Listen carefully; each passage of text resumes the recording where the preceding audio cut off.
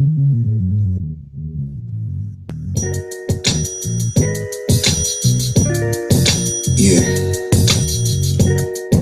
shut up. I know what you need. All right. Welcome back to episode 3 of Keeping Score at Home, presented by Water Cooler Sports. As always, I'm your host, Ketch, along with Miller. Miller, how are we doing today, my friend? Doing great, John. Looking forward to this weekend and having some fun. How about yourself? Yeah, same here. Might do a little fishing this weekend, get back on that train, that whole thing. Should be a good time. And, yeah, glad that sports are back on TV, too. Oh, absolutely. Absolutely. Even though we had the ESPYs that one day, it killed me. You're not really able to gamble on anything besides the ESPYs, and I didn't really feel like doing that, but Right. we'll touch on that. We'll touch on that a little later, exactly. So, as promised, this is our second episode of the week. Looks like we're getting a little more consistent with this, so you can expect more and more of us in your lives because we're great. And, so we're going to hop right into it with our topics here. And our first topic is the Major League Baseball All-Star Game. I know last time we talked about how we both actually are fans of how the All-Star Game decides home field advantage. The game itself, not too bad, I thought. What'd you think? I thought it was really good. I was honestly surprised. The San Diego fans were really good. Shocking, especially in the opening lineups, how their boos were on point. They even booed the Yankees, which just solidifies that, everyone hates the Yankees. So, right. Well, Big Fudge is listening from our other side of the podcast in my face. He can talk about that next week, I guess. Yeah. But yeah, I thought the same thing. I thought, I think San Diego, honestly, as a Red Sox fan, obviously I would love to play in Boston, but I can't think of a better place to play than like San Diego because it's beautiful there. They have a nice ballpark. It's, I don't know. It's got kind of a nice baseball history. I don't think they've ever won, but like some good players have gone through there, got great old school uniforms. San Diego's a great place, I think. So, the fans give them a lot of credit, and I thought it was pretty good. Everybody hates the Yankees. Yeah, and isn't San Diego like between 60 and 80 all year round and sunny at all times? I don't know if San Diego might be a little warmer. I know SF is like that though. Oh, okay. Well, either way, those are fat guy friendly temperatures, so I'm on point with that. I'm good with that. Absolutely. Now, a couple quick things on the All-Star game. The first one I wanted to ask you about, and I'm sorry for just throwing this at you. It wasn't on our list, so already we're getting off topic, but it's all good. The new batting title awards, Rod Carew and Tony Gwynn. What do you think? I'm totally cool with it. Big fan of both of them, especially Tony Gwynn. One thing about Tony Gwynn that it's kind of not even about him. When he died, I guess that day, Chris Sale decided he would stop dipping for the rest of his life. Yeah. I thought from that moment on, I'd been like, Tony Gwynn, you made an impact on Chris Sale, who might be one of the coolest guys ever. Good for you. Right. So yeah, no, I totally agree. I mean, I think obviously a great time to unveil that because Tony Gwynn, Mr. Padre, and Rod Carew. I mean, he's not really a big name guy, but the only other guy I could think maybe deserving that. I mean, he won I think 7 batting titles in his career. Maybe Ted Williams, but Williams only won 6, and they already have the All-Star Game MVP award after him. So I think both good choices. And I think if Rod Carew was just like a sexier name, people would not be as like, oh, Rod Carew, who is this guy? You know what Rod Carew always reminds me of every time I hear his name? Adam Sandler's song, the Hanukkah song. O.J. Simpson, not a Jew. Yeah, and says, but then guess who is? Hall of Famer Rod Carew. I love it. He converted. Absolutely. Yeah. But, yeah, I just want to get your quick thought on that. But in the actual game, Red Sox players are pretty good. Oh, they were great. I mean, Bogarts 1 for 2, Bradley 2 for 2, Betts 1 for 2, the run scored. But and Poppy, he would have had a rip down the line, but Rizzo made a great play on it. I mean, they all just did amazing. Do you think they took Yeah. Poppy out too early? Yeah, actually, I kind of do. I actually think they did take him out. I think they took him out in like the third or fourth inning. Only got 2 at bats. I know there were more people in like you could put into his position. I think Bogarts. I guess he only did get 2 at bats. I thought he was in the game a little later, but I don't know. I thought maybe they could have got Poppy a little more, but like I said, DH, you can put a lot of people in that position that you need to get at bats. So I mean, I'm okay with it. I wish they left him in there though. That's just me being biased. What about Jose Fernandez saying he was going to groove one for Poppy? Are you okay with that? See, that one shocked me a little bit because he said that, but then he came out and he threw a changeup. And I've heard mixed reports whether it slipped out of his hand or it didn't. So I think he was just trying to get in his head. And then when he got up there, he's like, I'm going to strike this fucker out. Yeah, it could be it. Had he actually grooved one, I would have no problems with it. I didn't really – I mean, I hate Jeter, but I didn't have any issues when – what was it, Matt Carpenter or Adam Wainwright? Wainwright grooved one to Jeter, I think, right, a couple years ago? Yeah. I had no problems with that, even though I hate Jeter. But I don't know. I mean, these guys have kind of earned that, and it's fine with me. It's like Cal Ripken did the same thing when he retired, like in 2002 or something. It's like when you're playing MLB The Show, and I know we do this all the time, where you give a respect pitch and you just throw one right down the middle to certain guys. Absolutely. Yeah, so the respect – exactly. So just a quick list of some respect players that have been in my games. Matt Stairs, Jim Tomei, Pat Burrell. I think Todd Helton finally earned that too. And probably after this year, David Ortiz. So, yeah, I mean, it's a, not a lot of people get that, but yeah. Absolutely. Yeah. Speaking of Ortiz, though, so did you see ESPN came out with a list of top first basemen of all time and only ranked him 10th? And I was wondering your reaction to that. I'm actually kind of okay with that just because he has spent the majority of his career as a DH. And by the majority, I mean like 98% of his career as a DH. So he's not really a first baseman. So I don't know. You could probably make a list of 10 first basemen that you would put ahead of him. I mean, when I think of top 10 players of all time, you got to be able to glove it and hit it. And if he could glove it, he would be in the field, and he's not in the field. So that's my thought there. What do you think? No, I agree with that. I mean, there's 2 halves to the game, and he's really, really great at one, and not so much at the other. So I totally understand. Yeah. I mean, if you're doing top DHs, he's probably number one. Yeah. But the only thing I really had to wonder about the list is now that he's converted to first base, I don't know why Hanley Ramirez wasn't on there. Yeah, I totally agree with you. He's made the transition seamlessly, and he really should be at the very least a top 5 first baseman, and probably by the end of this year, the best first baseman of all time. I was also wondering where Ike Davis was on this list. I think Ike Davis deserves a little bit of love.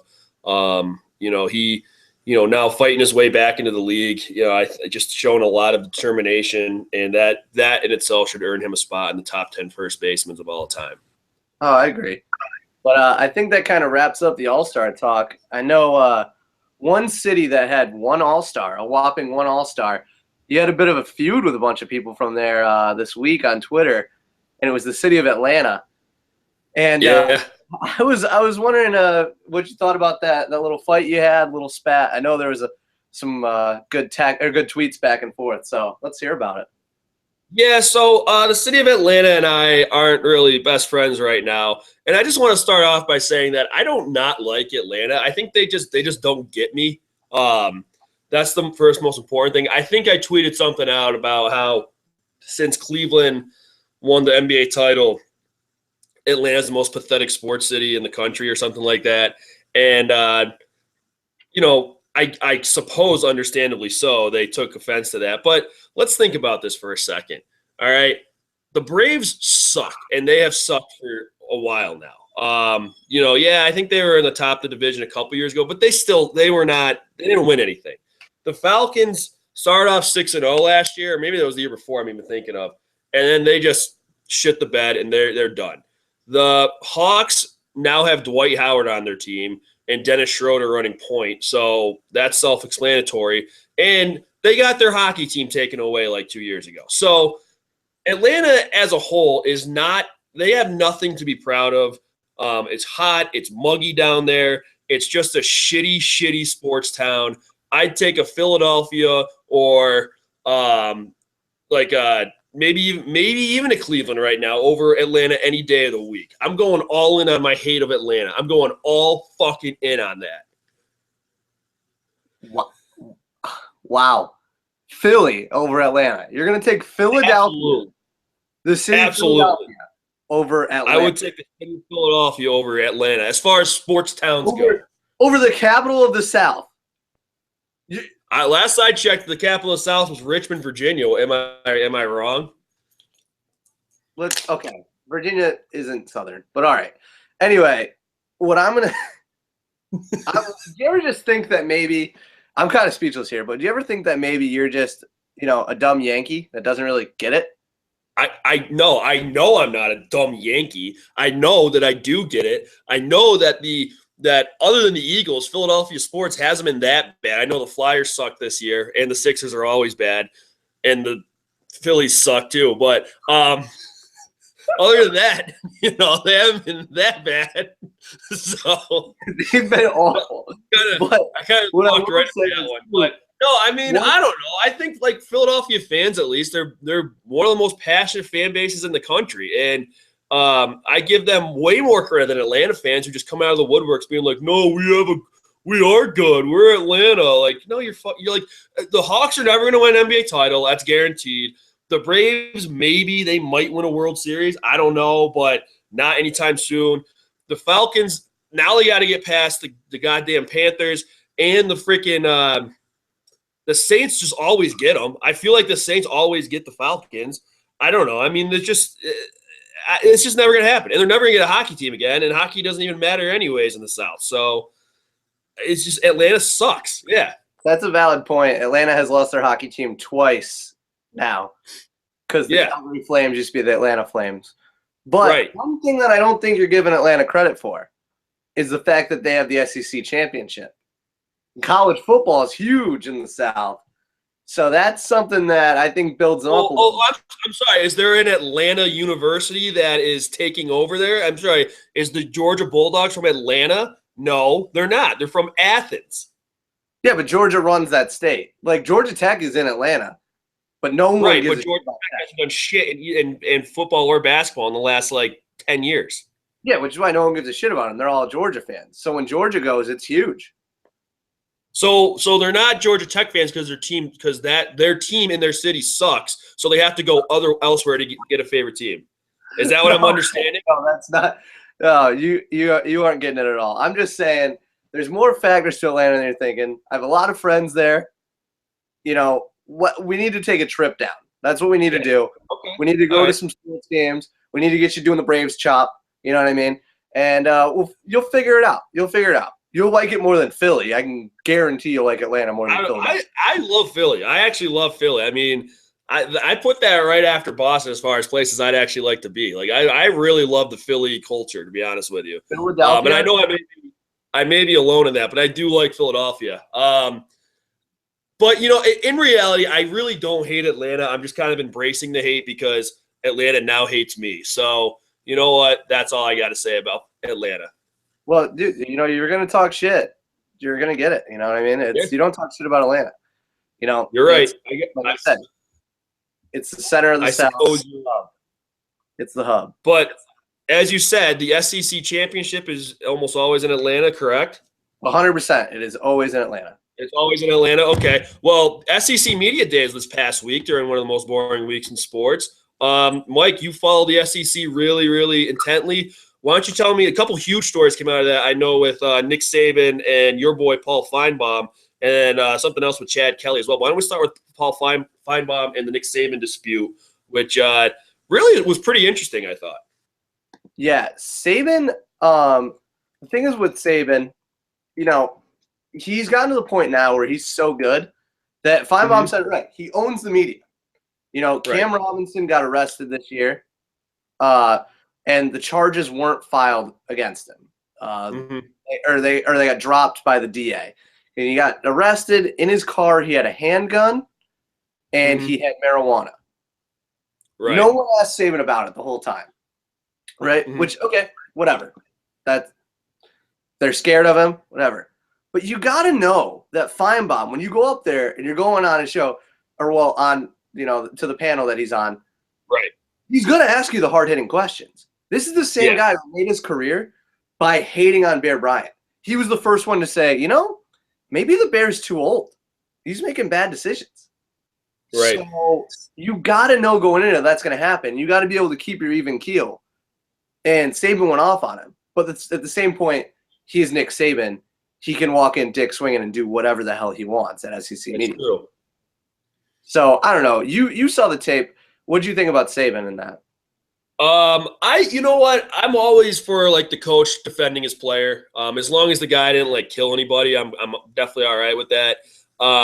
My favorite part of the tape from an entertainment standpoint was after like the interview was over and Saban like got up and was like yelling at Feinbaum. They're still kind of going at it, which I thought was pretty interesting. You don't really see that a lot, especially with two pretty high profile guys in the college football world. So that was pretty interesting. Now I got another question for you about the whole SEC thing. Since you're a big Georgia fan and therefore you love the SEC in general, and Feinbaum is like the SEC media man, and Saban's like he's Alabama's coach. And whose side do you have here ultimately? Well, I mean, ultimately I got to go with Paul. I mean, that's the guy that I've watched his show since I was a kid. You know what I mean? I've listened in. Now I watch it on TV on ESPN. It's the greatest talk show there is in sports. Right. And also, Saban, I think, okay, I'm going to say this. This might get blown out. People might be pissed off about it. Saban's the best coach in the history of college football. Period. Okay. I don't care what anyone else says. He's the best coach in the history of college football. Interesting. NFL, different. But no. Right. Saban's best. So I have a lot of respect for Saban. Okay. That's just Feinbaum being Feinbaum, man. You gotta know what's gonna happen. So I'm totally on his side. Saban's got to prepare for it better. And one person who also has to prepare for it better is Hugh Freeze, who went up there from Ole Miss, and they asked him about the allegations, and Feinbaum said something about his body language when he got asked about it, about all the allegations and everything in an interview he did, and he said it broke him down and all this stuff. And then Hugh Freeze tried to say, "Oh, I didn't say that." And then Feinbaum's like, yes, you did in an interview. Do you like what? And he's like, no, I didn't say that. He's just like, then what did you say? And he's like, I don't remember. And just these coaches got to be ready for that, man. Dan Mullen, Mississippi State's coach, was ready to be asked about Jeffrey Simmons, the kid they just let in who was on camera beating a woman. You know what I mean? Yeah. You got to be ready for that on SEC Media Days. You got to be ready for anything. No, that's fair. That's fair. Speaking of Mississippi State, another team from Mississippi, a player from their team was in the news for SEC Media Day. Chad Kelly, throwing some jabs over at LSU. Why don't you tell me about that? Oh, you mean Swag Kelly? Swag Kelly, yeah. Have you not heard his song? I you know what? If you got it up, let's remind me about it. Chad Kelly, number 12, swag, Under Armour, All-American, swag, player of the year, all state, swag, doing it big, G5 again, swag. Watch how I touch down, Chad Kelly, if the field is going down, Chad Kelly, number 1 QB, Chad Kelly, the defense ain't saying it, Chad Kelly. Watch how I touch down, Chad Kelly. If the field is going down, Chad Kelly. Number 1 QB, Chad Kelly. The defense ain't saying it, Chad Kelly.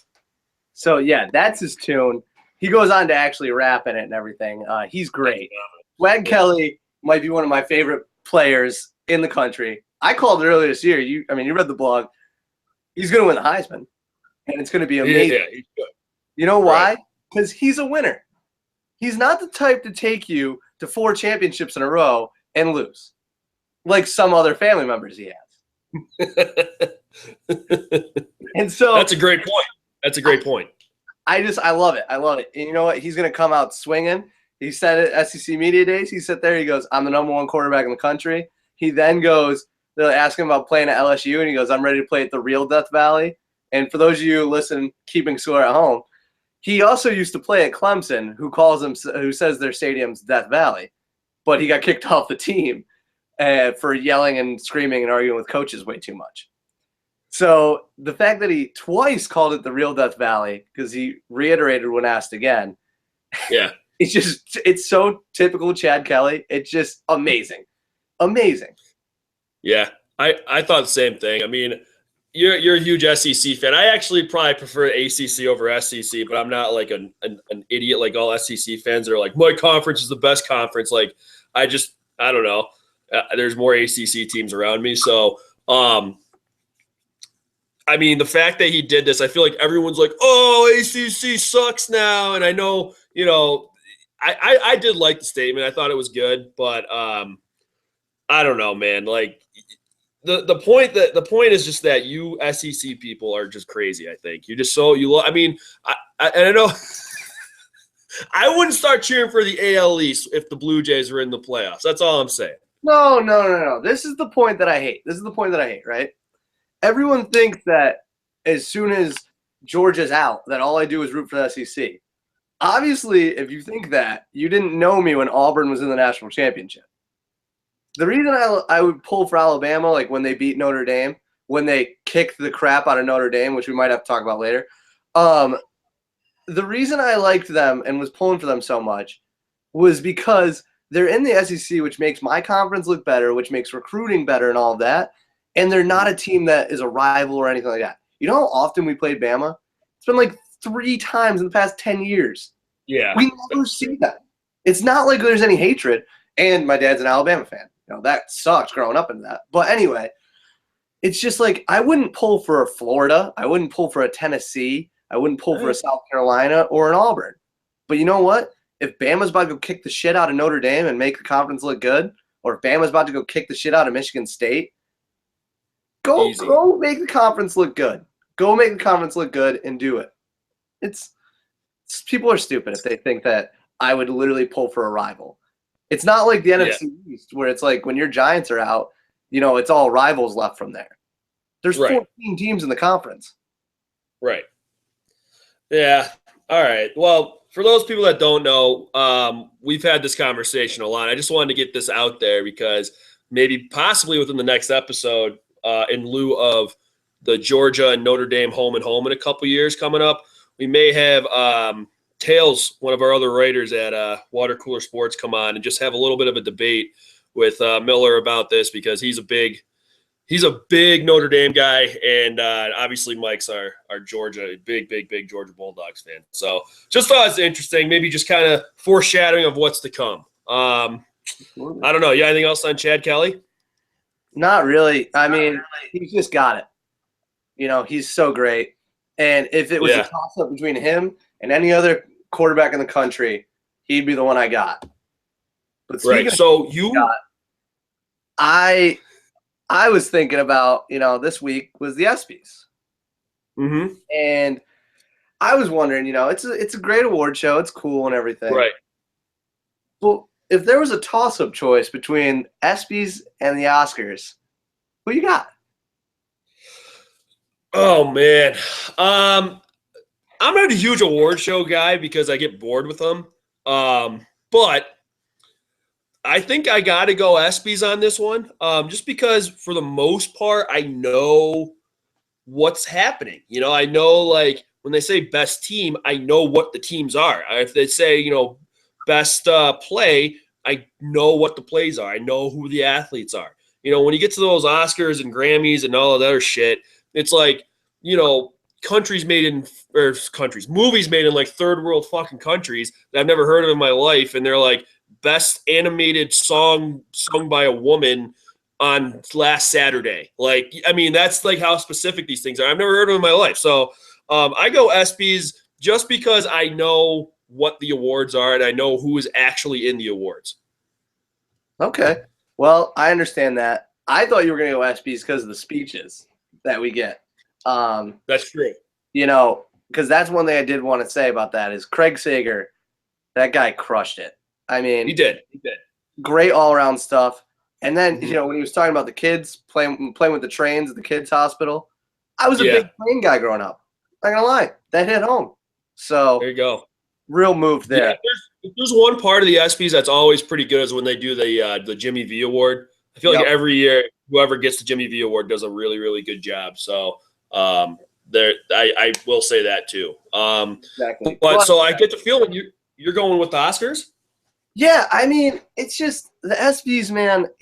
I agree with you. I follow it. I understand what's going on and everything like that.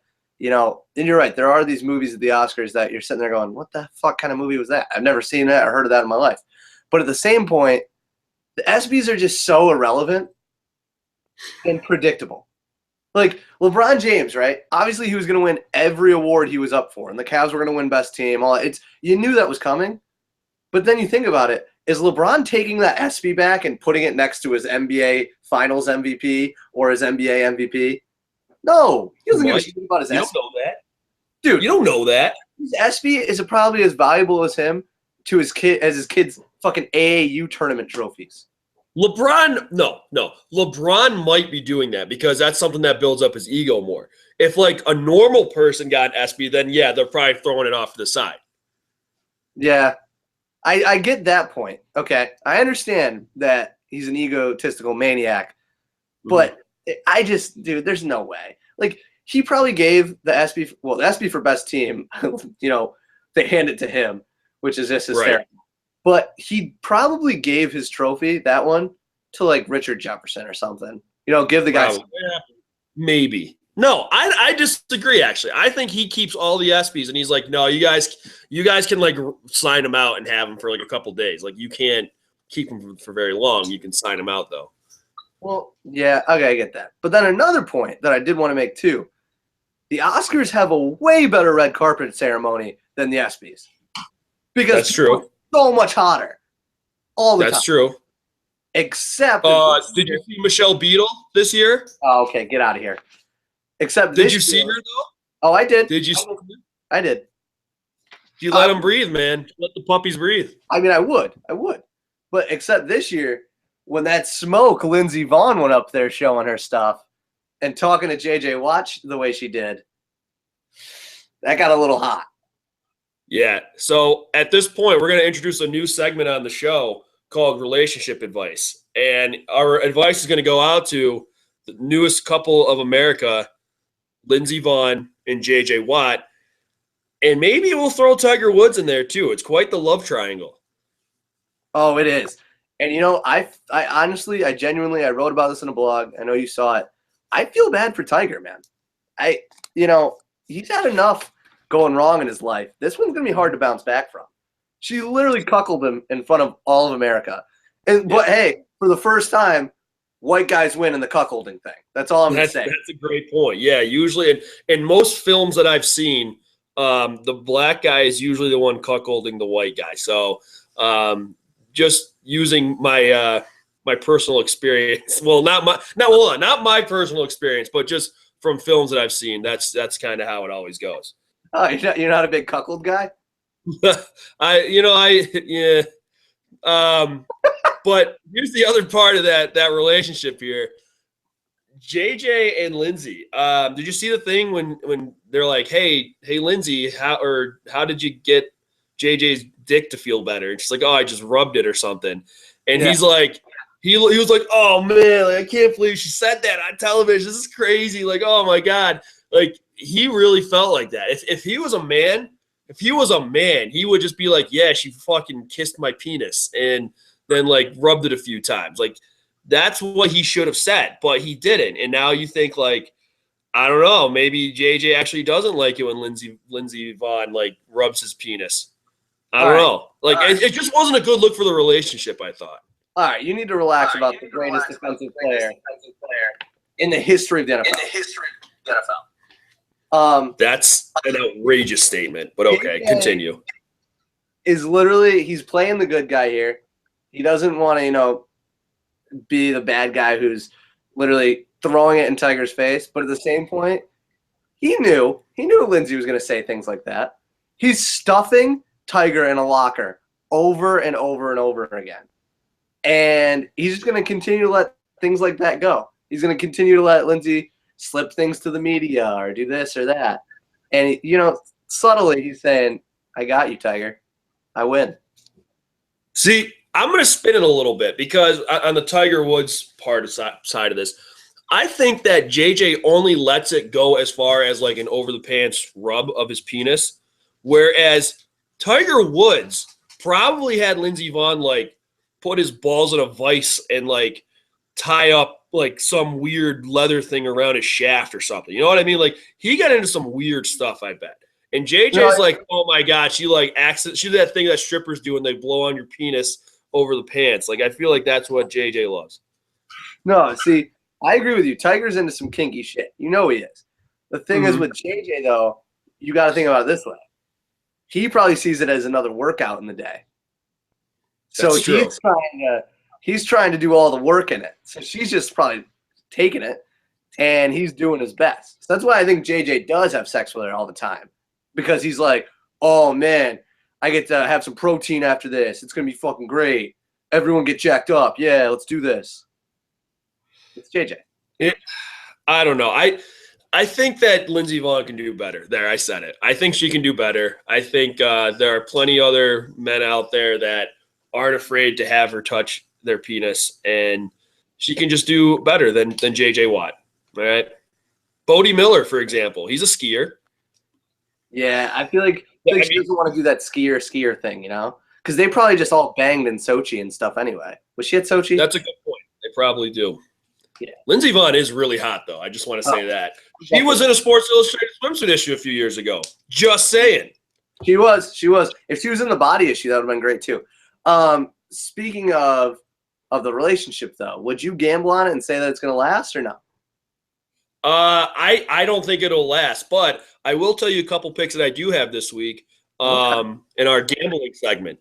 So just a little recap. I took the under in the All-Star game. I took the American League money line, and I took Giancarlo Stanton to win the home run derby, and I hit all three. So that evens my record up at now 4-4. So how impressive is that? A huge week for me to keep it up. But the two picks, I have a couple picks for tonight, actually, and they are a couple baseball games. I took the Mets and the Phillies over 8.5 runs. Bartolo Colon, Jeremy Hellickson, I think over 8.5 runs. I took the Pirates and Nationals under 8 runs. You got Francisco Liriano versus Steven Strasburg. I think that's a good pitching matchup, and I think that could be pretty low scoring. So I got them under 8 runs. Another one I just took, I'm not going to put this in it, although I'm confident in it, is I just took the Red Sox money line. They were plus 134. I mean, come on, against the Yankees. But the two I will be entering into this show are Mets, Phillies over 8.5, Pirates, Nationals under 8.5, under 8. Okay. I like it. My two I went with are the Red Sox to win the series against the Yankees. And, you ready for it? The Marlins. Yeah. The Marlins will soar. Scott Stapp reference. Very nice. Over the Cardinals in the series. Okay. Both are plus a solid amount, so I'll take it. Mm-hmm. And I think that the Marlins and Cardinals is gonna be a really good series. Yeah. Almost as good as I'm really looking forward to. They're playing right now. They're finishing up game 1, but the Cubs Rangers is gonna be good all weekend. Right. You looking forward to this weekend? What else? I am obviously looking forward to the Red Sox and Yankees series. I think this is a really big weekend for the Yankees. I think they have to sweep, honestly. Like, they have to sweep to stay alive. But yeah, they play like the and even if they don't sweep, if they do sweep, sorry, I'm all jumbled up today. Even if they do sweep, they still have to do a lot more. Like the Red Sox, I don't think they're going away. I think they made a great deal for Drew Pomeranz.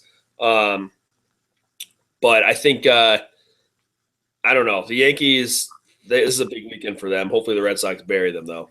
Yeah, that deal for Pomeranz was huge. You see Stapp guys his stats would be number 1 in every category for Red Sox starters. So just a fun Yeah, fact. no kidding. Well, he's got an ERA below like 7, so of course it would be. So yeah, exactly.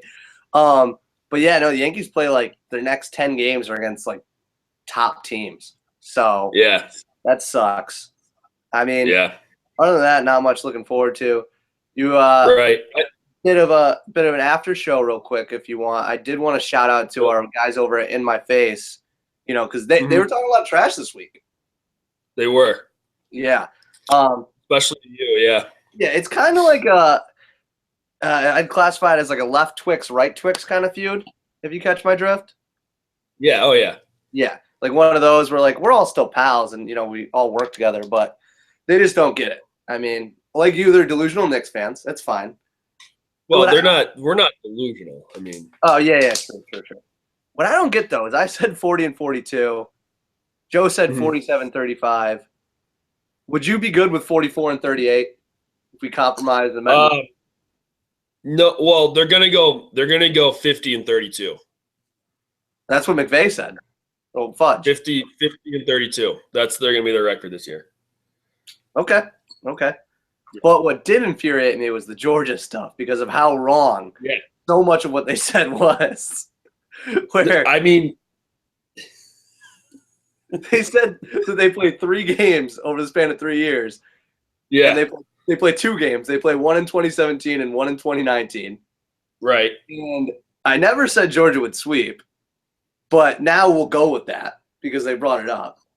I think that Joe's just Tails, he's a little bit irritated because in '81 Georgia beat Notre Dame for the Sugar Bowl. It's the only time they ever faced, and that won Georgia the national championship. Just a fun fact. Yeah.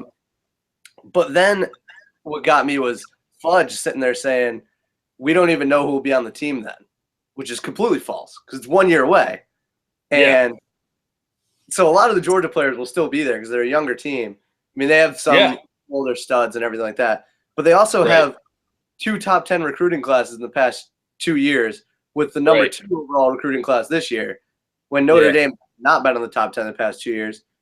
That includes the number 1 quarterback in the nation from last year, who Notre Dame was drooling over because his dad played at Notre Dame.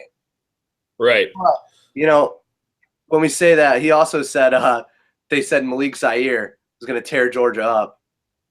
He's a senior at Notre Dame this year. So he won't even be there next year. So it makes 0 sense. But you know what? When I'm talking about Fudge, I don't expect a kid from Long Island to understand college football. That's a fair assessment. And if I can just say one thing about this whole debacle, Notre Dame, Georgia's 1-0 all time against Notre Dame right now, correct? Yep. In 2020, they'll be 3-0. Wow. I like that you have my back. You're my boy. In 2020, they'll be 3-0. If we're being honest, we'll close it out with this. Notre Dame in big games against the SEC. They're good all the time against the SEC. They have a winning record. They're good. Mm-hmm. But in big games, like ones that actually matter against, good teams from the SEC, I just think about Bama. I just think about what happened last time. I actually have a stat here. Notre Dame in bowl games against the SEC get outscored 7,922 21. I think that's a fact. I think that's actually a fact. I just looked it up. That's the Elias Sports Bureau. They're the ones that gave me that stat. So that's right. Yeah, and sorry if that tangent, for people at home, go check out the In My Face podcast if you haven't yet and see what they had to say. I just, I wanted to debunk, fraudulent statements that are out there about us and about me. And I'm glad you did. Yeah, make sure everyone's got it right. If you're keeping score at home, I want you to have the right score. Right. And if you are keeping score at home, this was episode 3. This is episode 3 wrapped up here. Keeping score at home, presented by Water Cooler Sports. Thanks for listening. We'll catch you next week.